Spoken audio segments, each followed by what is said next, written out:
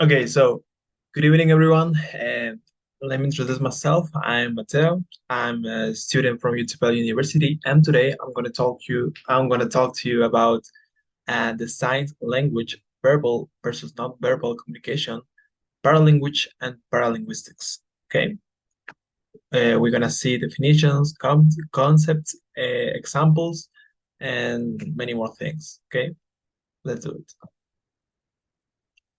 Okay, the introduction.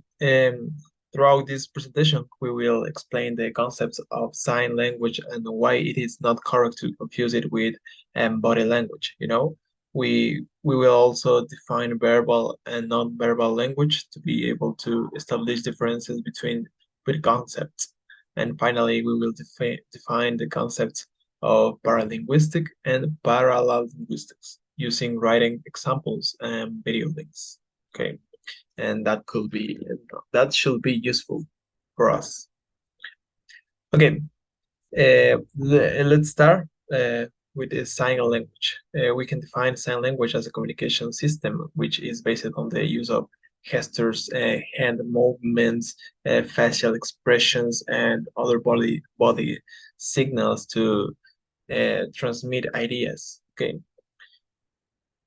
so we can find basic signs, uh, emotions, spaces, and body expressions. That's only a couple examples. Okay, language corporal or corporal language. Okay, Simons 2019 argues that body language can be defined as a means of nonverbal communication, which is transmitted through gestures, okay, postures, facial expressions, and body movements. Uh, it is a way of expressing emotions, intentions, or even information without using verbal communication, okay?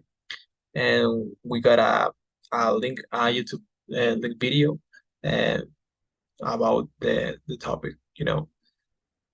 Okay, let's see the uh, similarities and differences between body language and signs language. Okay, similarities, we can find expressions of emotions, but the media can express emotions, mood, and attitudes without to need words. Okay, cultural influence, that's a pretty important point.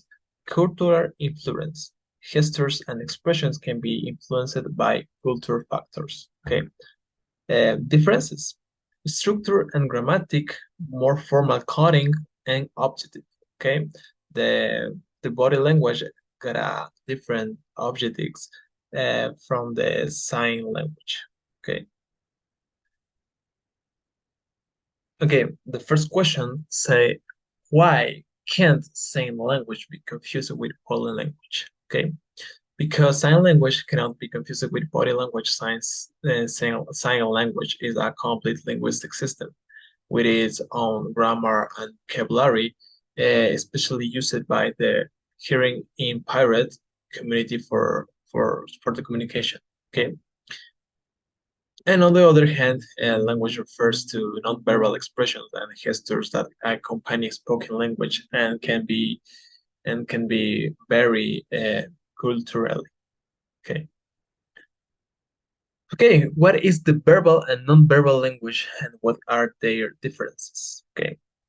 Language verbal, we for in first step we're going to define the language verb. Language verb refers to communication using spoke or writing words. It is a system of expression that use a structured set of linguistic symbols. Okay, and non-verbal language. So Wiggins 2021 mentioned that non-verbal language includes all forms of communication that do not use spoken or writing words. Okay. And let's see the differences between them. And media. Verbal language use spoke or writing words to transmit messages. And non-verbal language communication through gestures, facial expressions, postures, and other non-linguistic signs. Okay. Um, uh, okay, the next one slide say paralinguistics. Okay, Pattinson 2022 states that linguistics is an academic discipline that deals with this scientific study of language. Okay, linguistics investigate the structure, meaning, and use of natural languages. Okay. Okay, paralinguistic. Uh, Paralanguage refers to the vocal and nonverbal characteristic of oral communication. These characteristics accompany verbal language and provide additional information about the speaker's attitude, emotions, or intention. Okay, examples of paralanguage include intonation, breaks, volume, voice tone, and speaking speed. Okay, okay, that was all. I